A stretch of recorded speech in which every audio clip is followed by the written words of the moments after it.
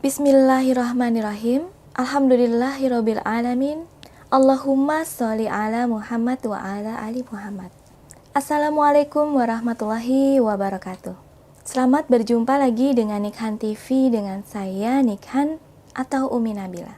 Apa kabar semua?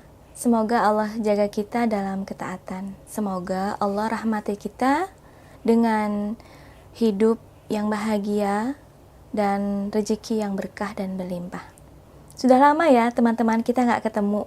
Saya rindu loh sebenarnya dengan kalian, tapi video saya kan tidak pernah berhenti ya, insya Allah. Mudah-mudahan apa yang saya sampaikan sedikit itu bisa menjadi kebaikan untuk kita semua. Kemudian juga video yang saya sharing kepada teman-teman semua, mudah-mudahan juga menjadi wasilah bagi saya untuk mendapatkan keridhaan Allah.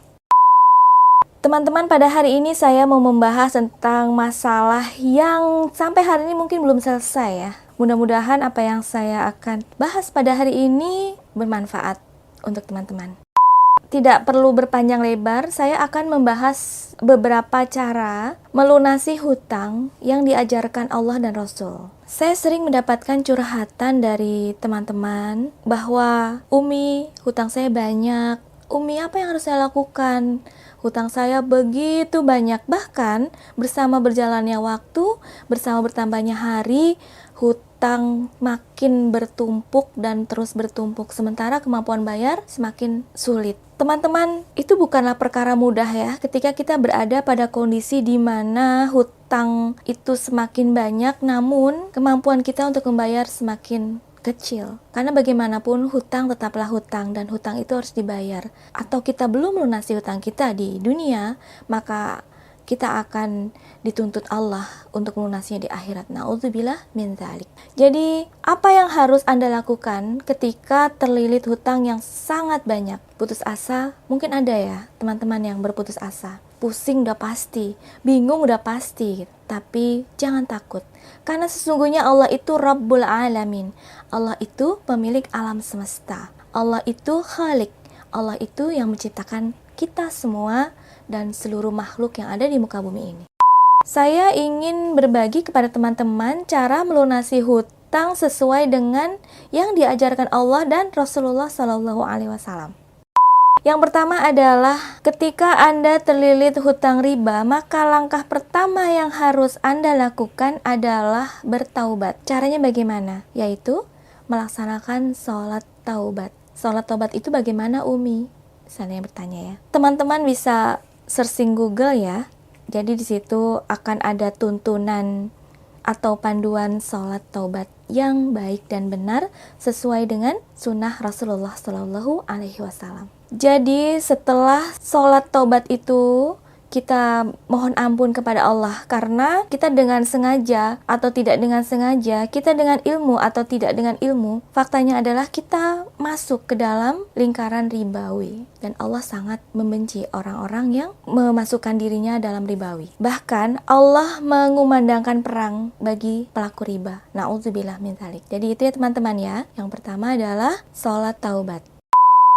Yang kedua adalah bersabar. Jadi teman-teman, ketika Anda saat ini berada dalam kondisi terlilit hutang yang besar, yang menumpuk, berapa hutang Anda? Ratusan juta, miliar, atau berapa? Pasti Anda saat ini sangat pusing ya. Saya yakin tidak ada satu orang pun yang mau terlilit dalam hutang. Terkadang hutang itu atau opsi hutang itu menjadi pilihan yang kita tidak punya pilihan lain. Karena saya yakin ya tidak ada orang yang memilih berhutang daripada diberi uang ya. Kalau kita normal, pasti kita inginkan Allah memberikan rezeki kita, bukan kita yang berhutang kepada orang lain. Jadi bersabar artinya kita berada pada titik kesabaran yang di dalamnya itu ada ikhtiar teman-teman. Ada menyempurnakan ikhtiar untuk kemudian kita mencari solusi bagaimana supaya kita dimampukan Allah untuk membayar hutang. Karena bagaimanapun hutang tetaplah hutang dan hutang harus dibayar. Jadi bersabar ini adalah fasbir sobron jamilan. Jadi bersabarlah kamu dengan kesabaran yang baik. Dalam berhutang kita harus bersabar teman-teman. Kenapa? Pasti ya kalau Kalau Anda berhutang mesti ada yang menagih. Apalagi kalau hutangnya di pinjaman online ya. Itu katanya debt kolektornya itu kasar-kasar. Ada yang sampai putus asa, ada yang sampai ingin bunuh diri. Karena ternyata hutangnya cuma 1 juta, tapi yang harus dia bayar itu puluhan juta. Hutangnya hanya 10 juta, tapi yang harus dia bayar itu ratusan juta. Bahkan ada yang sampai dipermalukan ya, dipermalukan. Jadi teman-temannya, kerabatnya itu di SMS oleh debt collector dan aibnya dibuka. Sudah ada banyak sekali ya yang sudah masuk ke menjadi kontak di phonebook saya, dan saya mendapati beberapa SMS yang dengan kasar sekali menurut saya. Mereka itu debt collector itu menyebutkan nama dan meminta saya untuk menyampaikan kepada nama tersebut bahwa dia itu penjahat, dia itu maling uang perusahaan dan sebagainya. Nauzubillah min dzalik. Mungkin bukan hanya saya yang dikirimi SMS ya, tapi mungkin kepada semua isi kontak phonebooknya. Jadi bersabar teman-teman. Jadi teman-teman, makna bersabar dalam poin 2 ini maksudnya jangan sampai dengan kondisi terlilit hutang justru kita berbuat dosa yang semakin besar. Dengan apa? Dengan marah-marah, kemudian dengan berburuk sangka kepada Allah, kemudian dengan lari gitu ya, berbohong, kemudian mencuri, atau bahkan yang naudzubillah min dzalik ada yang memutuskan untuk mengakhiri hidupnya. Jadi sabar teman-teman, sabar dan perbaiki sabar Anda dan mendekatlah kepada Allah supaya Anda kuat berada pada kondisi ini. Yang ketiga adalah kurangi pengeluaran. Ketika Anda sedang terlilit hutang, cobalah untuk mengurangi pengeluaran teman-teman. Seorang ustadz memberikan saran kepada kita yang sedang terlilit hutang untuk mengajak keluarga untuk berpuasa. Jadi Masya Allah ya teman-teman ya, pengeluaran berkurang tapi pahala bertambah. Jual aset apapun yang Anda miliki walaupun hanya sebuah handphone. Caranya gimana? Anda punya handphone harga 2 juta dijual, kemudian beli yang 1 juta. Yang keempat, datangi orang yang Anda hutangi. Ini ya kadang-kadang teman-teman ya, kita berhutang kepada seseorang, tapi yang kita lakukan adalah menghindar. Kalau ditelepon nggak diangkat, kalau dikirimi pesan nggak dibalas, kalau didatangi kita bilang sama orang rumah lagi nggak ada. Nauzubillah min dzalik. Tidak begitu teman-teman. Datangi orang yang kita hutangi itu, minta maaf, jelaskan, dan tunjukkan itikat baik bahwa Anda pasti akan melunasi hutang. Jadi dengan begitu semuanya ridho, semuanya berada dalam keridhaan Allah. Jadi saya akan berikan tips ya, ketika Anda ditagih hutang oleh seseorang. Ini kasusnya bukan pinjaman online ya teman-teman ya. Kasusnya adalah orang, bisa teman, bisa saudara, bisa tetangga. Kalau Anda ditagih hutang oleh seseorang, jangan marah, apalagi jangan menghindar, apalagi jangan ignore ya, jangan tidak membalas pesan WhatsApp atau telepon atau SMS. Misalnya dia menagih, maaf ya Bu, ini sudah 3 bulan loh Ibu belum bayar hutangnya. Katanya Ibu kan janji sebulan, ini sudah 3 bulan, tapi Ibu belum bayar-bayar juga. Katakan begini teman-teman, terima kasih sudah berbaik hati meminjamkan uang pada saya. Semoga Allah membalas kebaikan ibu atau bapak atau kamu gitu kan. Nah kemudian sampaikan juga, tolong doakan saya, semoga Allah memberikan rezeki untuk membayar hutang kepadamu. Jadi seperti itu teman-teman. Jadi kita tuh harus baik, karena kan fenomenanya kan yang berhutang lebih galak ya daripada yang meminjamkan uang. Kalau Anda berada pada orang yang berhutang, jangan lebih galak. Nanti kalau misalnya Anda didoakan yang tidak baik gimana? Artinya ketika orang meminjamkan uang pada kita, itu orang itu baik, orang itu punya kebaikan pada kita. Lalu kenapa kita jadi jahat sama dia? Lalu kenapa kita jadi galak sama dia? Padahal dia baik sama kita. Jadi itu ya teman-teman ya. 5. Perbaiki hubungan Anda dengan Allah. Yakinlah teman-teman, ketika kita memperbaiki hubungan dengan Allah, ketika hubungan kita dengan Allah kita terus perbaiki, kita terus mendekat kepada Allah, maka Allah akan baikkan hubungan kita dengan orang lain. Itu teman-teman. Jadi ketika kita dalam kondisi tertekan, ketika kita dalam kondisi yang sangat sulit, bahkan kita berada di titik nadir, justru kita jangan jauh-jauh dari Allah. Perbaiki ibadah kita, perbaiki sholat kita, perbaiki ibadah-ibadah yang wajib maupun yang sunnah. sunnah, kemudian kita perbaiki lagi akhlak kita, lisan kita, niat baik kita, hati kita, dan lain sebagainya. Dan kita mendekat ke Allah, terus mendekat, terus ketuk pintu Allah dengan doa. Jadi dengan kita memperbaiki hubungan dengan Allah, maka Allah akan memperbaiki hubungan kita dengan orang lain. Perkara ini Allah tegaskan dalam surah At-Talaq ayat 1-3. Wa may yattaqillah yaj'alhu makhrajan wa yarzuqhu min haitsu la yahtasib wa may yatawakkal 'alallah fahuwa hasbuh. Artinya, wa may yattaqillah, barang siapa yang bertakwa kepada Allah, wa yaj'alhu makhrajan, maka Allah akan memberikan jalan keluar. Wa yarzuqhu min haitsu la yahtasib. Allah akan memberikan rezeki kepada kita dari arah yang tidak pernah kita duga. Kemudian dilanjutkan lagi, wa may yatawakkal 'alallah, barang siapa yang bertakwa kepada Allah, fahuwa hasbuh, maka Allah akan cukupkan semua kebutuhan. Masya Allah, Allah itu berjanji dengan tegas, dan Allah itu kalau berjanji tidak pernah ingkar. Innallaha la yukhliful mi'ad. Allah tidak pernah mengingkari janji. Jadi itu prinsipnya teman-teman ya. Perbaiki hubungan Anda dengan Allah, maka Allah akan perbaiki hubungan Anda dengan orang lain.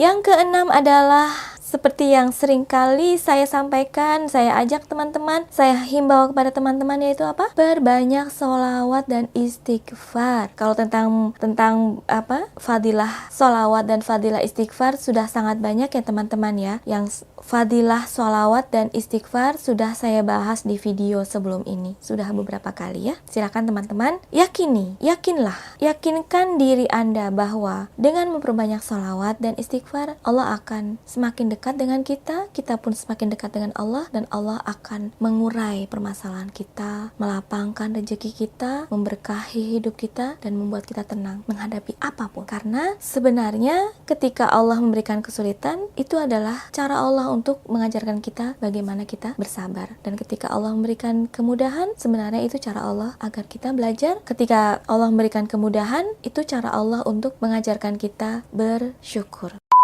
Yang ketujuh adalah selalu berbaik sangka kepada Allah. Nah ini teman-teman, kadang-kadang kita susah ya untuk berbaik sangka kepada Allah. Bahkan kadang-kadang kita sering berkata begini, aku sudah berdoa dari hari ke hari, dari pekan ke pekan, sudah seminggu, 2 minggu, sebulan, 2 bulan, tapi Allah kok gak kabulin ya? Allah gak sayang gak sama saya? Allah gak cinta ya sama saya? Padahal saya udah minta tapi Allah gak kasih. Nah itu namanya buruk sangka. Jangan teman-teman, kita harus berbaik sangka kepada Allah, karena Allah itu mengikuti prasangka hambanya. Jadi baik sangka itulah yang akan memudahkan kita diijabah doanya oleh Allah. Bagaimana mungkin Allah akan mengijabah doa kita ketika kita berdoa ternyata kita gak yakin Allah akan mengabulkan? Itulah yang akan terjadi. Karena itu baik sangkalah kepada Allah bahwa Allah akan mengijabah seluruh doa kita, dan Allah akan melunasi hutang kita sebanyak apapun. Ada sebuah hadis yang menurut saya ini bisa menjadi motivasi ya bagi teman-teman yang diuji Allah dengan terlilit hutang yang sangat banyak. Jadi hadisnya saya baca ya teman-teman ya. Rasulullah Shallallahu Alaihi Wasallam bersabda, Allah akan bersama atau memberi pertolongan pada orang yang berhutang yang ingin melunasi hutangnya sampai dia melunasi hutang tersebut selama hutang itu bukan sesuatu yang dilarang Allah. Hadis riwayat Ibnu Majah nomor 2409.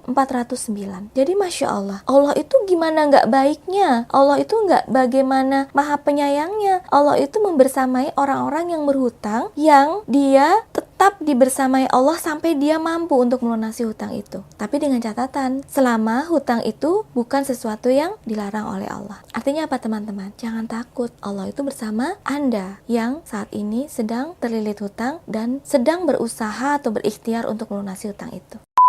Yang kedelapan adalah pokok dari ibadah, yaitu berdoa. Sebenarnya doa ini menjadi langkah utama dan pertama ya teman-teman. Ketika kita mempunyai masalah, sebenarnya doa itu harus menjadi langkah utama dan pertama dalam hidup ini. Karena doa itu adalah pokok ibadah. Saya akan mengulangi lagi, saya akan mengingatkan lagi doa pelunas hutang segunung. Seperti apa? Sama-sama kita baca ya teman-teman ya. Sama-sama kita baca yang baik dan benar. Allahumma kfini bihalalika an haramik wa agnini bifadlika amman siwak. Artinya, Allahumma kfini bihalalika an haramik. Ya Allah, cukupkanlah aku dengan yang halal hingga terhindar dari yang haram. Wa agnini bifadlika amman siwak. Dan cukupkanlah aku dengan karuniamu hingga tidak bergantung kepada selain Allah. Jadi doa ini luar biasa teman-teman. Dawamkan. Pertanyaan adalah, Umi, dibacanya kapan? Dibacanya pada waktu mustajab. Waktu mustajab itu kapan? Ketika antara azan dan iqamah, selesai sholat, saat hujan, ketika Anda safar dalam perjalanan, dan ketika Anda dizolimi. Jadi kalau Anda dizolimi, gak usah nangis, gak usah sedih, gak usah marah, berdoa aja ya teman-teman ya. Dan ulangi doa itu. Pertanyaannya adalah, Umi, sampai kapan ya? Berdoalah terus dan terus, jangan pernah berhenti. Sampai kapan? Sampai Allah melunaskan hutang Anda. Kapan, Umi? Secepatnya. Kalau Anda berpikir cepat, akan cepat. Kalau Anda berpikir Allah tidak akan bisa melunasi, maka itu tidak akan pernah terjadi.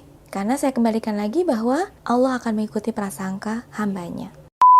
Saya mau berpesan satu hal adalah, sebesar apapun hutang Anda, pasti bukan sebuah keraguan sedikit pun. Besarnya hutang Anda tidak akan pernah bisa melebihi besarnya kasih sayang Allah kepada hambanya. Jadi, jangan takut, jangan gelisah. Anda punya hutang, serahkan kepada Allah. Jalani hidup seperti biasa, bekerja yang jujur, bekerja yang giat, niatkan untuk Allah, dan tidak berhenti berbuat baik dan berdoa. Demikianlah teman-teman, semoga apa yang saya sampaikan pada hari ini bisa bermanfaat untuk teman-teman yang saat ini sedang diuji Allah, terlilit hutang yang sangat banyak, tetapi kemampuannya semakin sedikit. Jangan pernah berputus asa dalam berdoa kepada Allah, karena sesungguhnya Allah itu akan mengikuti prasangka kita. Berprasangka baik kepada Allah, walaupun hutang Anda besar sampai miliaran, itu kecil bagi Allah. Harus yakin itu. Alhamdulillahirabbil alamin. Allahumma sholli ala Muhammad wa ala ali Muhammad. Mohon maaf jika ada yang kurang berkenan. Barakallahu fikum. Wabillahi taufiq wa hidayah. Wassalamualaikum warahmatullahi wabarakatuh. Salam takwa dari saya, Umi Nabila.